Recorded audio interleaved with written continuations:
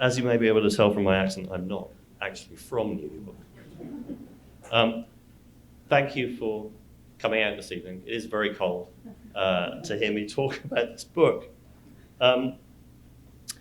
It's now almost 34 years since the explosion of reactor number 4 of the Chernobyl nuclear power plant. The beginning of a disaster that eventually swept the entire northern hemisphere, and the effects of which continue to be felt to this day. Tonight, I'd like to talk a little bit about how and why I came to write this book, share the broad outlines of the story, and read a short extract that will introduce you to a few of the individuals I got to know during the course of my reporting.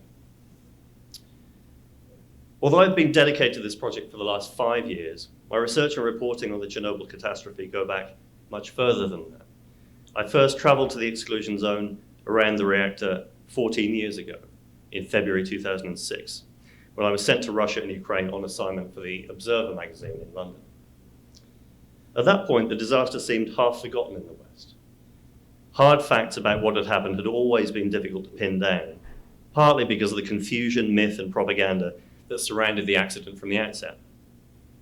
But Chernobyl also seemed about to slip permanently into history. And I wanted to find out the truth of what really happened while there were still enough surviving eyewitnesses around to tell me the story.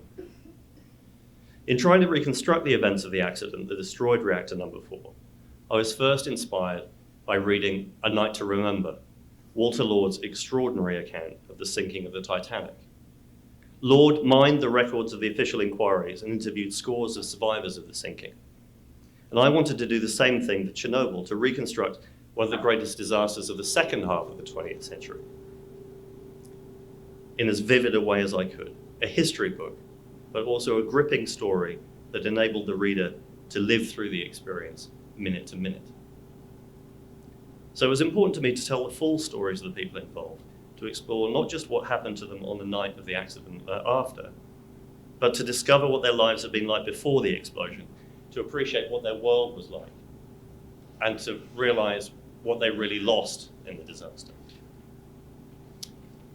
When I first began interviewing eyewitnesses, I started to realize how my own perception of life in the Soviet Union had been colored by Western propaganda about the citizens of the USSR. These were not all drab victims of the socialist experiment or callous apparatchiks, but individuals whose hopes and aspirations had been much like mine. Today, the name of Chernobyl is synonymous with catastrophe and technological hubris. But before the accident, the Chernobyl nuclear power plant was one of the jewels in the crown of the Soviet nuclear industry. This is how it was presented in a promotional brochure dedicated to the plant, printed in 1976, 10 years before the accident. You can see it's represented as a rather kind of sylvan, beautiful environment with this idealized painting of the plant on the horizon. It was a prize posting for nuclear engineers and energy workers from across the USSR. Many were outstanding specialists, among the best in their fields. Part of the appeal of working at Chernobyl was life in Pripyat, the atomic town, or Atomgrad, that had been purpose-built to house the technicians and their families. It was filled with spacious modern apartment buildings and surrounded by open countryside and white sand beaches on the banks of the river. Viktor Bruhanov, the director of the station, made sure that it was better supplied than much larger cities in the USSR. The shops were stocked with French perfume, Austrian furniture, and fresh vegetables that were hard to find, even in big cities like Kiev and Minsk. Lamb, cucumber, and even that rare delicacy in the USSR at the time, fresh tomatoes. There were 2 swimming pools, a scuba diving club, a beauty parlor, a yacht club, and a palace of culture where there were discos and live music at the weekends. The public spaces were filled with abstract sculpture and bright mosaics celebrating science and technology. It was designed as a true workers' paradise, a city of the future. By 1986, the 45,000 citizens of Pripyat were overwhelmingly young and had arrived there filled with optimism. This is actually a spread from a promotional book that was printed and distributed right at the beginning of 1986 to trumpet the wonders of the town. And this is taken from one copy that was left behind after the accident. The average age of the population was 26. A third of them were children. This, on the left, is Alexander Yevchenko, a nuclear engineer who was at work in the reactor department on the night of the accident with his wife Natalia. The couple had met as school children and married when they were both studying at university. This picture was taken on the night of Alexander's 24th birthday, 6 months before the accident. They didn't look to me when I first saw this picture as typical Soviet citizens. These are not what I imagined the beaten down robots of the Soviet Empire to look like. This is Natalia and their son Kirill at New Year 1986. Here, on the left, is Leonid Toptonov with his friend Sasha Korol in the center, photographed when they were students studying nuclear engineering in Moscow together. Toptonov was the senior reactor control operator on duty in the control room on the night of the accident. The more I learned about the USSR, a hidden world that as a boy I had seen only through the distorting lens of Cold War propaganda, the more I became fascinated by the scale and contradictions of the Soviet experiment. Now that I had the opportunity to revisit the Chernobyl story through the recollections of those who had lived it, part of my aim with the book became to recreate the twilight years of the Soviet Union on the page, not as a familiar landscape of monochrome apartment buildings and grim-faced state functionaries, but as it really was. This was the strange, bewildering world of 280 million people living beneath the yoke of a creaking totalitarian system, but also subject to the same whims and desires as people anywhere else on Earth.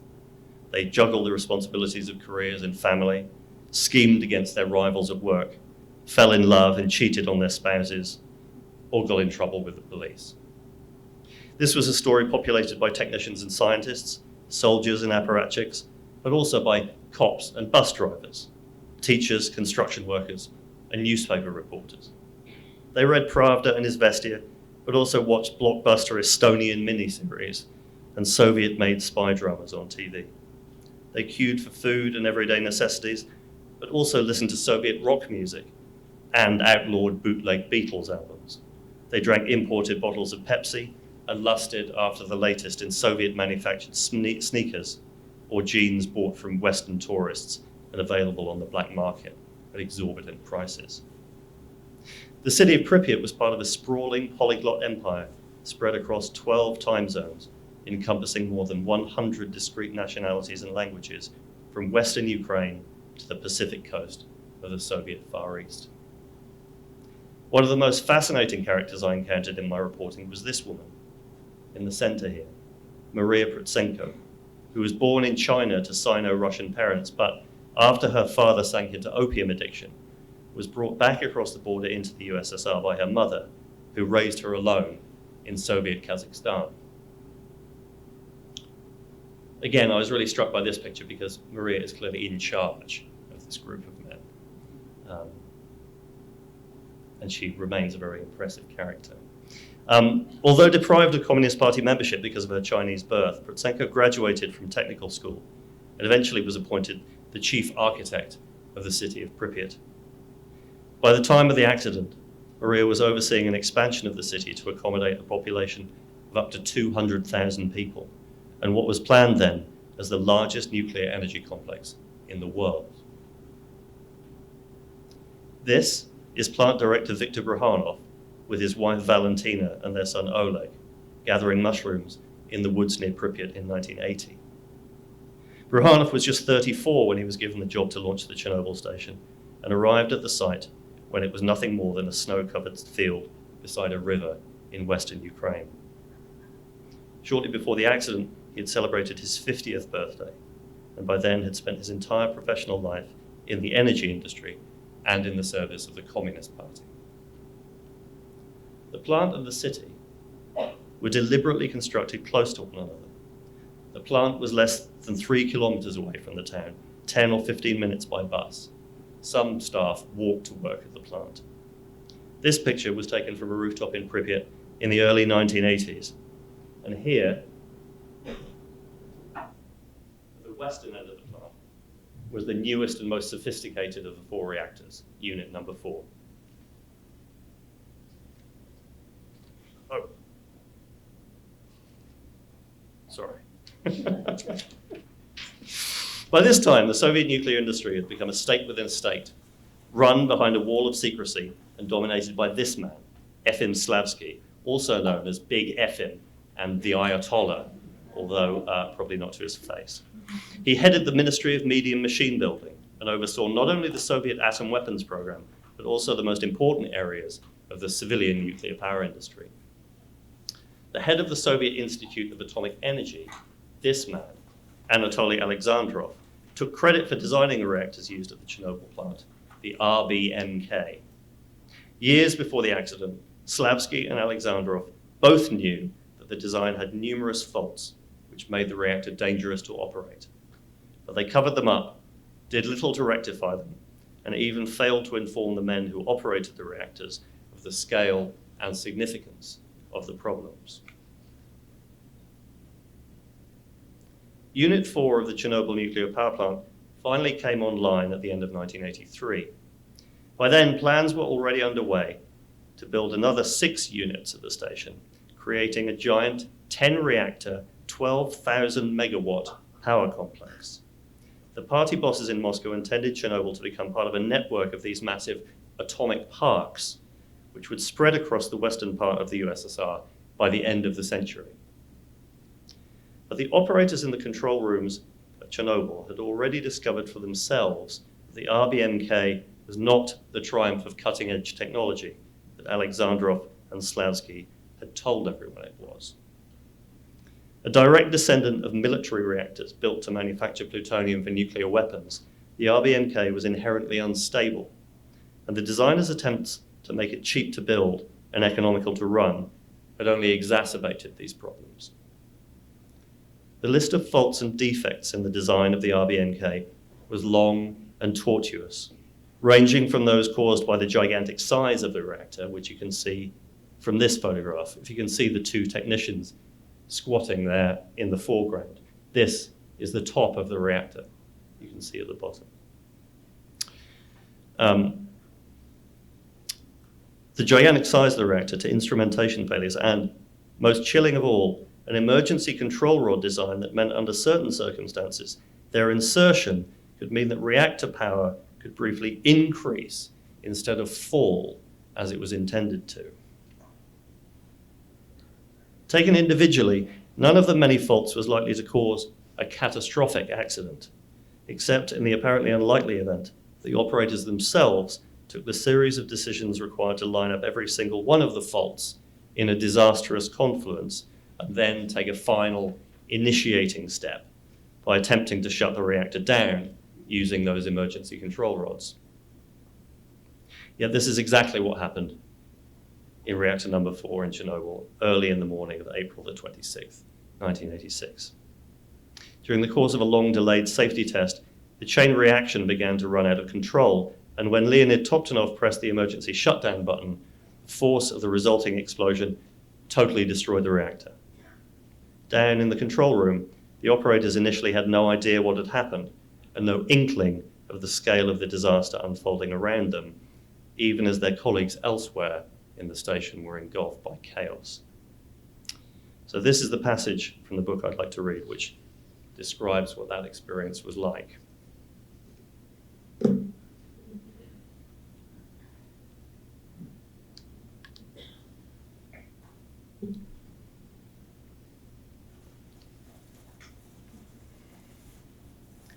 Upstairs, inside the windowless senior engineer's room on level 12.5, Alexander Yevchenko was engulfed in dust, steam, and darkness.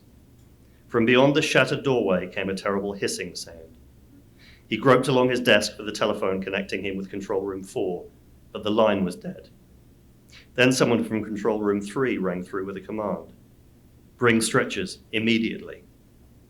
Yevchenko gathered a stretcher and ran downstairs toward Mark 10. But before he could reach the control room, he was stopped by a dazed figure, his clothes blackened, his face bloody and unrecognizable.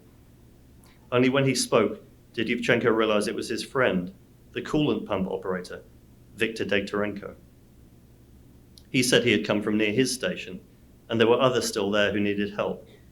Probing the humid blackness with a flashlight, Yevchenko came upon a second operator on the other side of a pile of wreckage, still able to stand, but filthy, wet, and grotesquely scalded by escaping steam. He was quivering with shock, but waved Yevchenko away. "I'm all right," he said. "Help Kodenchuk. He's in the pump room." Then Yevchenko saw his colleague Yuri Tregub emerging from the gloom. Tregub had been sent from control room number 4 to manually turn on the taps of the emergency high-pressure coolant system and flood the reactor core with water. Knowing this task would require at least 2 men, Yevchenko told the injured pump operator where to go to get help and accompanied Tregub toward the coolant tanks. Finding the nearest entrance blocked by rubble, they went down 2 flights of stairs and immediately found themselves knee-deep in water. Their door to the hall was jammed shut, but through a narrow gap, the 2 men glimpsed inside. Everything was in ruins. The gigantic steel water tanks had been torn apart like wet cardboard, and above the wreckage, where the walls and ceiling of the hall should have been, they could see only stars. They were staring into empty space. The bowels of the benighted station were lit by moonlight.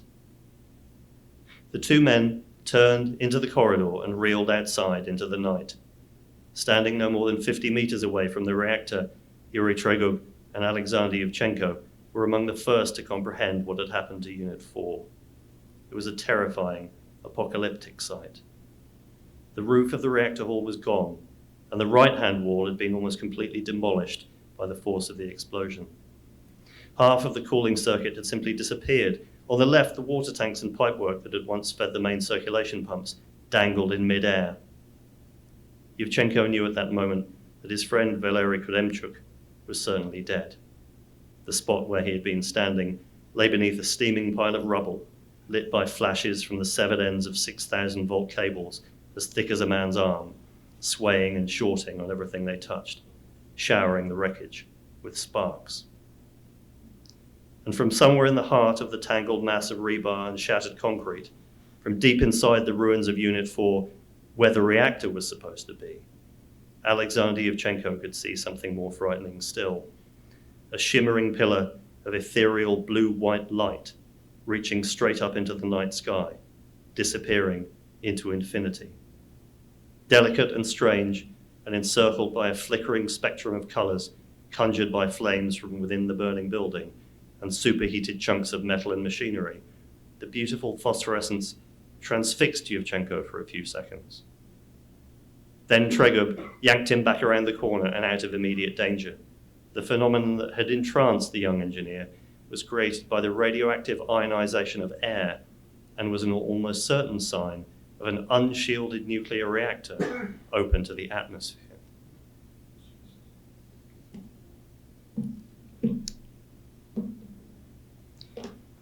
Yevchenko described this scene to me when I visited him at home in Moscow in 2006. And at first, I was astounded that someone who had witnessed such a spectacle was still alive to talk about it 20 years later. By then, Alexander no longer liked to recall what had happened and agreed to meet only reluctantly. Even his immediate neighbors in his apartment building knew nothing of his involvement in the accident, and he remained anxious to make sure they didn't find out about it, which is why he would only agree to be photographed indoors rather than outside where the light was better, but people would see him and attention would be drawn to him. Others I would meet over the years still felt bound by oaths of silence they had taken to an empire which had long since ceased to exist. Some, like the cantankerous Soviet staff officer General Tarakhanov, subjected me to hours of bullying and invective over the terms of our conversations before finally agreeing to talk without restriction or payment. But many, including former KGB officers, scientists, and Politburo insiders, were happy to discuss their experience. Maria Protsenko, having remained silent for years for fear of the consequences of spilling the dark secrets of the Soviet state, was keen to reveal everything she knew and arrived at our meetings bringing photographs, medals, documents, and notebooks. This is the first image taken of reactor number 4 after the explosion, shot by the plant's staff photographer from a helicopter hovering over the scene on the afternoon of April the 27th, 1986, a Saturday.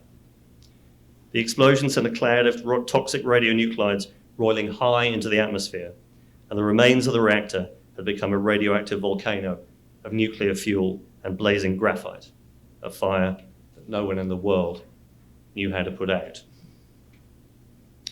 But the plant director initially assured his bosses in Moscow that the situation was under control, even as fallout drifted over Pripyat and was carried north by high-altitude winds.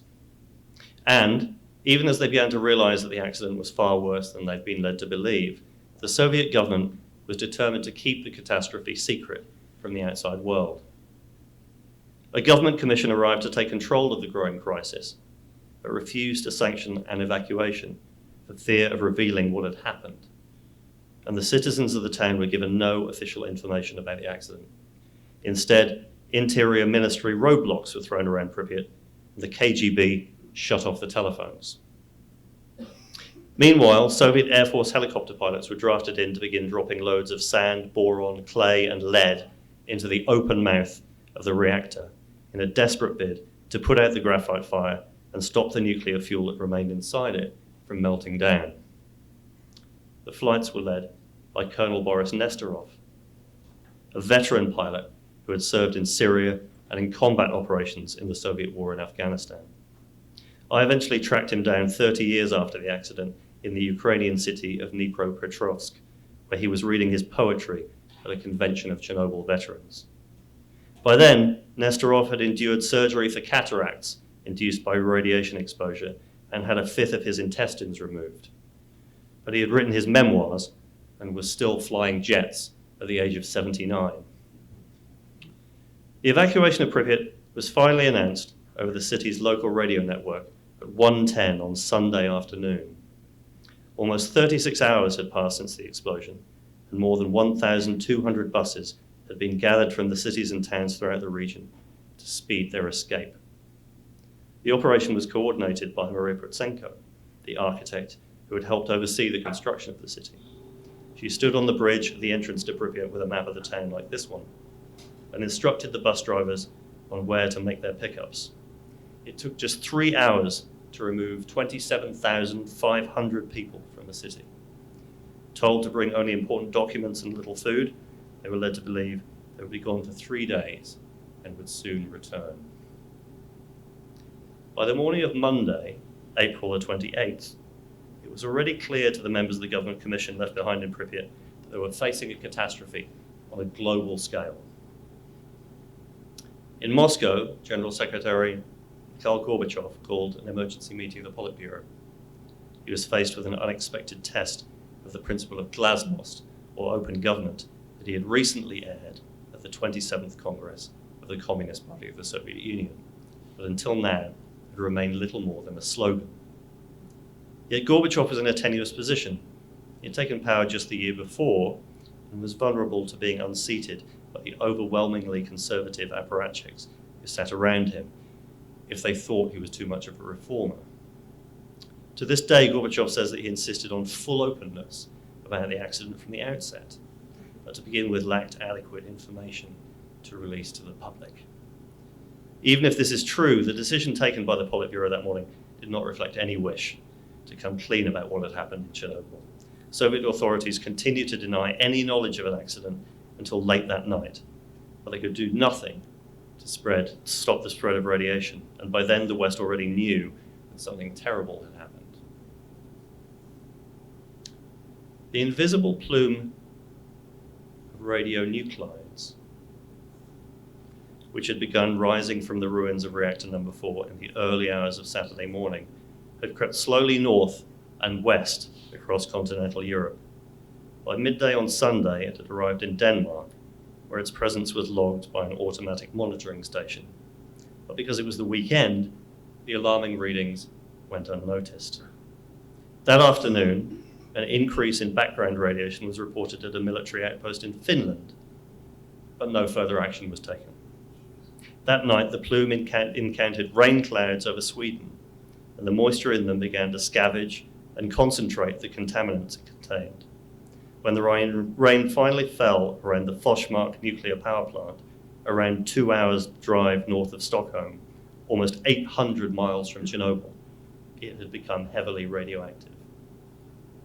Shortly after 7 o'clock on Monday morning, Cliff Robinson, a 29-year-old technician at the Forsmark radiochemistry lab, was on his way into the plant after finishing his coffee in the station break room when he set off one of the plant's radiation alarms. This mystified him because he had only just got to work and hadn't yet entered the Forsmark reactor block. He couldn't possibly be contaminated. But soon, one after another of the workers arriving for the morning shift also began setting off the alarms at the plant entrance, and the station's managers feared a leak from one of Forsmark's 2 reactors. Robinson was still in his lab, conducting tests on samples from the air and on other workers' shoes, when he heard klaxons sound throughout the building. The plant was being evacuated. It was only hours later that Swedish authorities finally realized that the contamination had originated with nuclear fuel that had been exposed to the air, but in a reactor of a very different type to that in Forsmark, and the wind had been blowing from the southeast. By the beginning of June, roughly 2 months after the explosion, the fire inside reactor number 4 had been extinguished, but radionuclides continued to escape from the ruins. Thousands of square miles of territory in Ukraine, Belarus, and Russia, an area populated by 5 million people, was blanketed with fallout. Microscopic pieces of fuel and graphite fell on the stands of pine trees around the station itself, changing the color of the needles and creating what became known as the Red Forest, which you can see pretty clearly in the foreground of this picture. Pripyat became a ghost town, and the reactor complex resembled a combat zone as tens of thousands of Soviet troops were drafted in to try to decontaminate the area. This picture was taken from 200 meters above the plant in August 1986. But the reactor itself still remained open to the air. This picture, shot from above the reactor building, shows what you can see in the middle here. This is the reactor lid, which was turned on its side. And what you can see here, this sort of snake-like thicket of pipes that originally run straight down through the reactor core. Efim Slavski's Ministry of Medium Machine Building was charged with covering up the wreckage with what the leader of the government commission described as a sarcophagus of concrete and steel. But before they could do that, the hundreds of tons of radioactive debris thrown from the reactor by the initial explosion had to be cleared from the surrounding roofs of the plant complex. They attempted at first to have robots do this job, some of which, like this one, were initially developed to work on the surface of the moon. But even these failed in the wreckage and intense gamma radiation fields on the roofs of the plant. And eventually, the government commission took the decision to send in more than 3,000 men to do the job by hand. These 2 pictures were taken by a Soviet combat photographer, Igor Kostin, who said afterwards that these marks you can see at the bottom of the frame are from where radiation leaked through his cameras into the sprockets of the film and left their marks, like sort of high water marks after a flood, and the film was finally exposed. The ruins of the reactor building remained too radioactive for the architects of the sarcophagus to survey it in person. They had to rely on examining stereoscopic aerial photographs shot from helicopters and reconnaissance planes, and eventually by flying over the ruins in a small lead cabin attached to the end of a crane hook. This was known as the bathyscaphe. It was large enough to accommodate 2 men standing side by side who could peer through that porthole and see what was going on. The sarcophagus was put up at enormous speed using cranes and concrete pumping trucks purchased from the West in gold rubles, and shifts of tens of thousands of men who worked around the clock, 24 hours a day and 7 days a week. It was eventually completed in November 1986. less than 7 months after the explosion. But attempts to decontaminate Pripyat proved fruitless and were abandoned by the end of the year. It was surrounded by a fence fitted with electronic alarms and sealed off from the outside world. The vehicles and aircraft used in the firefighting and cleanup efforts became too badly contaminated to ever be used again and had to be abandoned in giant equipment graveyards like this one, or buried along with radioactive furniture, personal belongings, cars and motorcycles of the citizens of Pripyat in pits like this one. By 1997, the losses caused by the accident to Ukraine alone were estimated at $128 billion. More than 3 decades after the explosion of Reactor 4, the city of Pripyat now lies at the heart of the Chernobyl exclusion zone, more than 1,000 square miles of radioactive no man's land straddling the borders of Ukraine and Belarus. A perimeter fence and checkpoints manned by guards from the Interior Ministry keep people out, but the Ukrainian government recently opened the area up for tourism, and Pripyat has become a destination for sightseers on guided bus trips from Kiev. 100,000 people made the journey last year alone. Ukrainian media recently reported that a new cleanup of the city has now become necessary to remove the trash left behind by sightseers. This is one of 2 souvenir shops that have apparently been set up since I last visited the zone in 2016, selling radioactive themed trinkets to visitors who come by for the day. Once a year, on the anniversary of the disaster, controls at the checkpoint are removed for the day, and former residents of Pripyat are allowed to return to visit their old homes. This is the view from the apartment where Alexander and Natalia Yevchenko once lived. On the eve of the 30th anniversary of the accident, I climbed to the same rooftop in Pripyat from which this panoramic view I showed you earlier was taken, and took a new picture. This is what the city of the future looks like today. The Chernobyl disaster took the lives of many people, irrevocably changed the lives of tens of thousands more, and proved a pivotal event in the collapse of the Soviet Union. I hope that you'll read this book and see how it altered the course of history, but also the lives of those men and women it touched, who even now are struggling to understand what it meant. Thank you.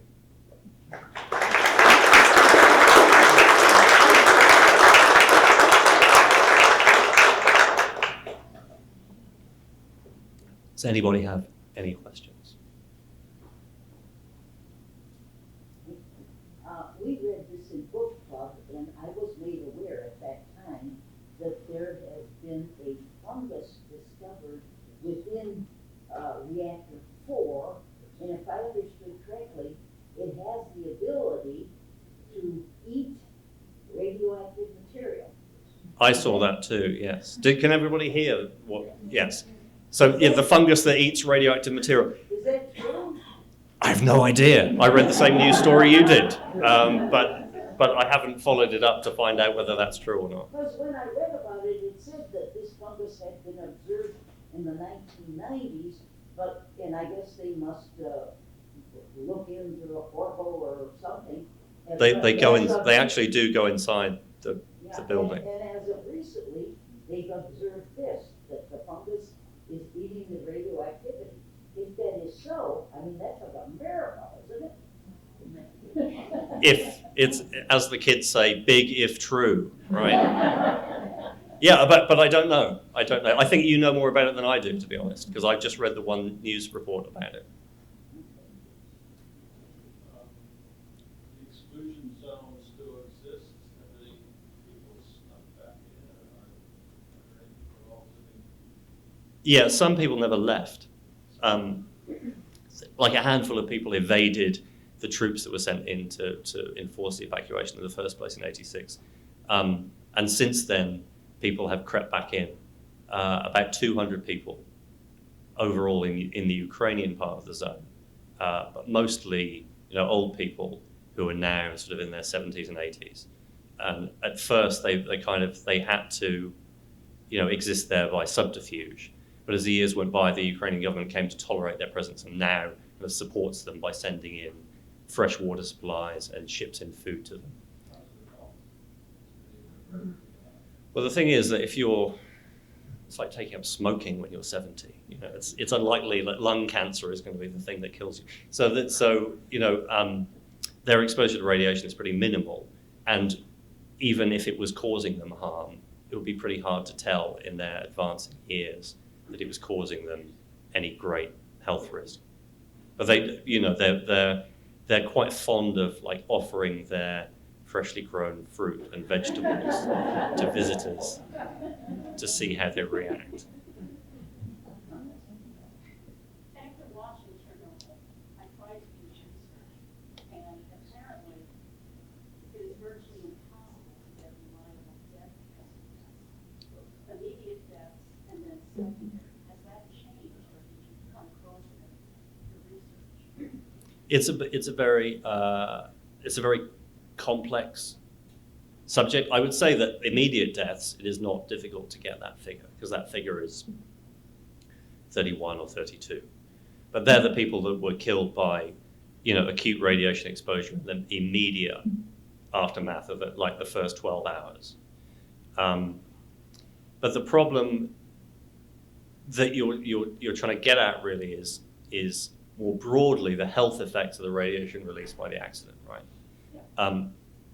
And deaths, according to radiation exposure at a low level, are extremely difficult to detect in the population at large, because most people think of cancer, right? Cancer obviously takes decades to develop, and there's an extremely high background rate of cancer in the population at large. So in order to pick out, even if you could, which you cannot, directly connect radiation exposure to specific cancers, with one exception I'll mention in a second, then the numbers that would be caused by radiation exposure as a result of Chernobyl and the accident at Chernobyl would be almost indetectable against the background rate of cancer, of solid cancers in the population at large. So the kind of epidemiological problems of it are tremendous to begin with. And then you've got to bear in mind the fact that the Soviet government falsified and covered up the data that they did collect, and that there was an awful lot of data they didn't collect. So the one thing that you consider, the one concrete statistic we have is that there was a spike in thyroid cancers, which can be directly connected to the accident. So as of a couple of years ago, there were about 10,000 thyroid cancers that were a direct result of radiation released from the Chernobyl explosion. But thyroid cancer is very easily treatable, so that resulted in 2 deaths. Everybody else, was treated for it. Having said that, though, thinking about who died as a result of this explosion in itself is, to me, a sort of, misleading concern. Because if you have treatment of thyroid cancer, you have your thyroid gland cut out, and you have to stay on medication for the rest of your life. It's a terrible thing to have happen. So really, to focus on the number of deaths caused by cancer or anything else from the accident is sort of missing the point, because tens of thousands of people had their lives disrupted or ruined by this accident, and to fixate on how many people died of cancer or any other radiation-related illnesses is sort of missing the point, I think. But to go back to your original point, yes, it's very hard to get a figure, and any figure that you see is only an estimate because nobody has the data. Do you get a chance to interview Tom? And if not, if you watch his video interview on YouTube, he seems to have been blamed for this accident. And I'm wondering, do you think if he really was the main cause? You mean not Toptonov, you mean Dyatlov, I think, Yeah. right? No, I didn't, because he died in 1996. I watched the interview, but he's also written a memoir. But I also spoke to, a lot of people who worked with him and knew him. And, he was partly responsible for what happened, but I think, you can't blame any individual for what happened. I think that, what was ultimately at fault here was the Soviet system. And I think that, it serves the purposes of the Soviet government to try and place the finger of blame on any individual. He was a very complicated guy. He was not nice to work for, but he was not incompetent. And if you watch the television show, I mean, the way he's portrayed in that TV show is you expect him at any moment to rush from the reactor control room to wax his mustache and tie a young woman to some railroad tracks. I mean, it was preposterous.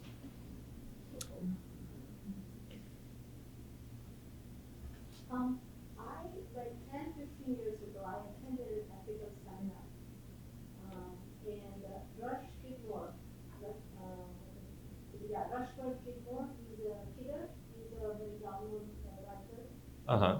He said that this accident took place because of two young men who, on the night of 1986, when the accident took place, they were in that plant. They were not nuclear engineers, but regular engineers, and they were playing with this, equipment there, and they are the ones who caused the death. Uh-huh. And can I read that paragraph to you? So, what Mr. Kidder says. Sure. Okay, so it says, the 1986, two electrical engineers, mind you, not nuclear, but electrical engineers were in charge of the control room and were fiddling around with the reactors. They wanted to see what would happen if they performed an unauthorized experiment. They wanted to see how long the turbine would freewheel if they took the power off. In order to take the power off, they would have to shut down the reactors. They overrode 6 separate computer-driven alarm systems, which would clearly say, stop, don't do this, this is terribly dangerous. But instead of shutting down of the experiment, they shut off the alarms. They had padlocked the valves, so they would have to stay open and not automatically shut down and stop their experiments. Uh-huh. And it continues that they are the ones who were responsible for this disaster. Uh-huh. What do you think about that? Well, that's got some truth in it, but it's a bit mixed up, Well, I would say. But overall, the idea that it's like two unqualified guys, I mean, that's not what the people who were there would tell you, and that's not what Yeah.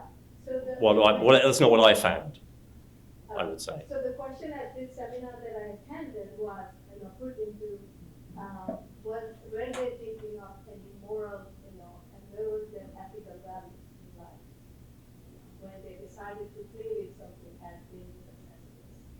Right, but I don't think that anybody was thinking they were playing with a nuclear reactor. I mean, the accident was the result of an experiment, and broadly, it had a lot in common with that description.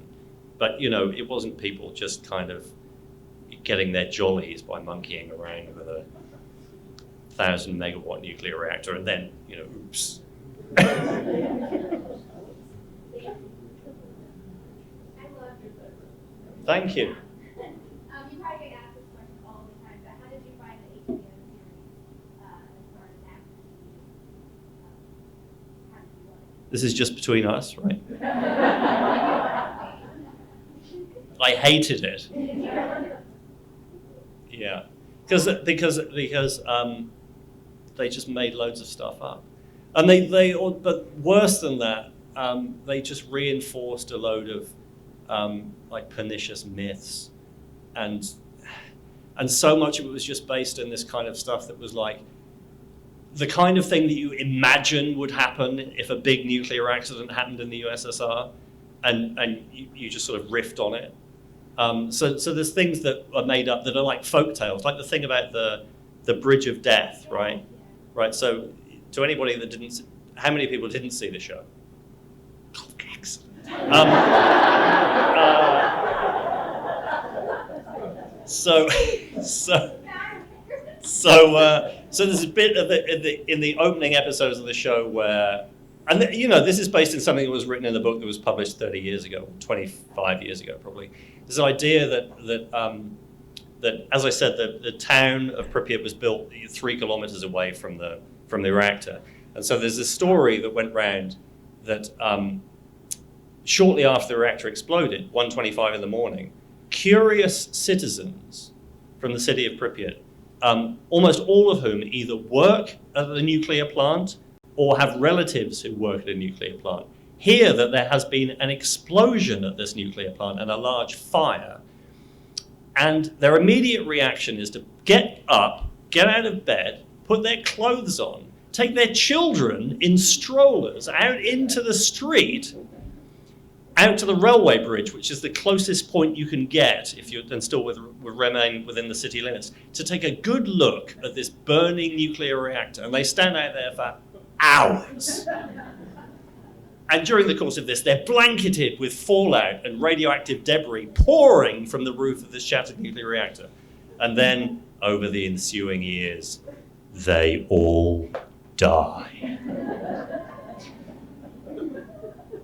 And that's what we see happen in the show.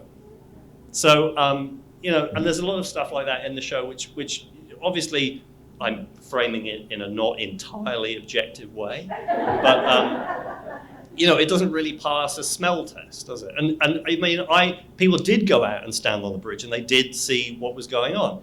But I know that because I spoke to them like 3 years ago. So we know that this idea that, but nobody went out there in the middle of the night. The place was deserted. Everybody was asleep. And it's just the show is full of nonsense like that. But it was written by the guy that wrote The Hangover 2, so I guess we shouldn't be surprised.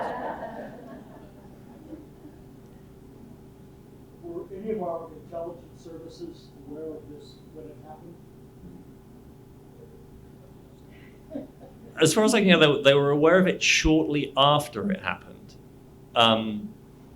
And they had satellites taking pictures of it. But they didn't know until the guy at Foshmark set off the radiation alarm. Nobody in the West knew exactly what had happened.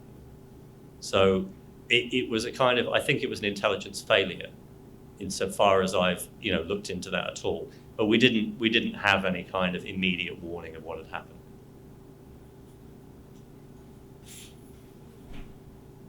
So we have the series, but what about the collective mind of Ukraine or Russia today? Where does the Chernobyl event stand in their collective minds today, 30 years later? And is there a certain mythology that's associated with that? I don't know whether there's a consistent mythology, but it occupies an enormous place certainly in Ukraine and Belarus, it occupies a huge place in the sort of national psyche. And in Ukraine in particular, it's a particularly damaging one because the way in which it was covered up and the way in which the health effects of what did or didn't happen were covered up and concealed has meant that there are hundreds of thousands of people who even now regard any health complaint that they might have as potentially linked to radiation from Chernobyl. And that's a kind of, really corrosive thing to have in the center of your society. To be honest, I'm less certain of what place it occupies in the Russian psyche now, because they have so many things in their past history that are difficult to deal with, that are constantly being made subject of revisionism of one sort or another. And now we've reached a point where Stalin is appearing on wall calendars that you can buy on street corners at the turn of the new year. So when I was reporting it in Russia, I had the sense that it was just regarded as past history and it was a closed issue. Because people sometimes ask whether or not I ever encountered any opposition to reporting if people tried to stop me. And I never found that. In Russia, for example, I just found that talking to technicians from the Ministry of Media and Machine Building, for instance, they were only too happy that somebody was coming knocking on their door, asking them about the old days, the glory days, when things were well funded, everything, and they were in power. So I don't really know beyond that, now how it's regarded, beyond the fact that their response to the HBO show was to say that they were going to make their own version that blamed the CIA. And you did your research. astonishing or most surprising thing you were expecting? I think the most surprising thing was one of the things that made me think that there was a book to be written about it in the first place, which was on the first reporting trip I made in 2006, when I interviewed this nuclear physicist who worked at the plant in the nuclear safety department by the name of Veniamin Prinichnikov. And at that point in the reporting, I was working on this magazine story that I just intended to reconstruct the night of the accident, nothing else, just like A Night to Remember. And so I asked everybody the same group of questions at the beginning of the interview, one of which was, what for you was the most terrifying moment of the experience? And most people, unsurprisingly, said, well, there was this huge explosion, and I thought we were all going to die. Or that the Americans had attacked. But Prinichnikov, who was away from the plant that morning on a work trip, was on his way back on the train. Didn't say that. What he said was, well, I think for me the most frightening moment was around May the 4th or 5th, when we thought there was going to be another explosion much bigger than the first, and that we were all going to die instantly.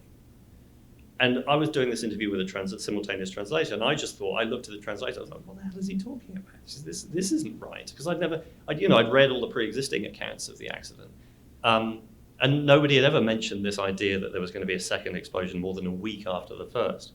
But then the more I looked into it, the more I discovered this was a genuine concern, that they thought that there was this, as a result of the meltdown, there was going to be a nuclear explosion.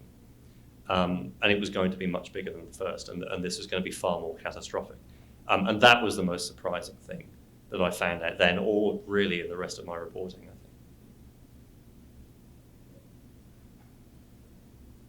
The other 3 reactors, were they all entombed? No. The other 3 reactors were started up within 18 months of the explosion, and the last one of those reactors wasn't shut down until 2000. They're being dismantled now. As a writer, with such a technical background, you have to get into there's a lot to cover there. How do you prepare for this? Or do you wait to interview people and conduct research? How do you, when you say prepare, what do you mean? Well, I mean, obviously, nuclear engineering isn't something we all learn in high school or anything like that. This is really, it's a form. Right. The RBMK is not what we are used to. I mean, did you go in with a background, or No. I don't know what your background is? My high school physics teacher would be astonished to discover this. No, I had a lot of help. So I worked with several different nuclear engineers and nuclear physicists who helped me with both the explanations of the fundamentals of how a nuclear reactor works, but also the descriptions of the accident sequence and the effects. So, at various points during the reporting, I would go and seek out specialists who could help me work with this stuff. And so there were these 2 guys at Princeton, actually. Frank von Hippel was one of them, who, when I was working on the stuff about how the reactor works and about the positive void coefficient, I asked him if he would help me with it. So what I began to do was to write out, I would go away and read it, the material about how these things, how these phenomena operated, and I would write my own version in what I thought was a readable and logical way. And then I would send it to Frank, and Frank would write back and say, no, this is all wrong. And with him, I had a back and forth over that, like the positive void coefficient, several times. And in the end, he said, look, Adam, I'm just going to write this for you. And so he did that. And then he wrote back, he sent me back an email. And it was twice as long as mine had been, and totally impenetrable. So I had to phone him up, and I said, Frank, look, I'm sure this is absolutely correct in every way, but it's totally unreadable. So then I rewrote it and sent it back to him. And he wrote back to me and said, Adam, this is massively oversimplified. And so then I said, well, Frank, it's massively oversimplified, but is it wrong? No, it's not wrong. So I was like, okay, Frank, that's fine. We'll go with that. You had referenced earlier that this concise some way may have contributed toward the downfall of the USSR as a contributing factor. Can you just say more about that and why you think that was the case? I mean, the most compelling argument that I've read for it contributing to the collapse of the Soviet Union was not really financial, but psychological in two different ways. One, and the most fascinating for me, is that it had a really profound effect on Gorbachev's own mindset. Because as I said, before the accident, he'd kind of talked about glasnost and perestroika, but he hadn't really done anything about it. And William Taubman, who wrote this blockbuster biography of Gorbachev that came out a couple of years ago, argues pretty convincingly that what happened is that he was aware of the fact that he needed to reform the Soviet system in order to sort of fix it and get it back on track. He wanted to get it back. He wanted not a democracy. He wanted to get back to Marxist-Leninist principles. He wanted to take it back to how it was intended to be in 1917. But he was aware of the fact that it had become corrupt and it had lost its way. But when he discovered the level of corruption that there was in the nuclear industry, which was supposed to be one of the prize industries of technocracy in the USSR, when he discovered exactly how rotten that had become, it convinced him that he really needed to kind of plunge really deeply into these reforms that he'd just been talking about. And those reforms are the ones that he rushed, and the economic reforms in particular were rushed and bungled. And those failures of those reforms are what resulted in the fall of the USSR.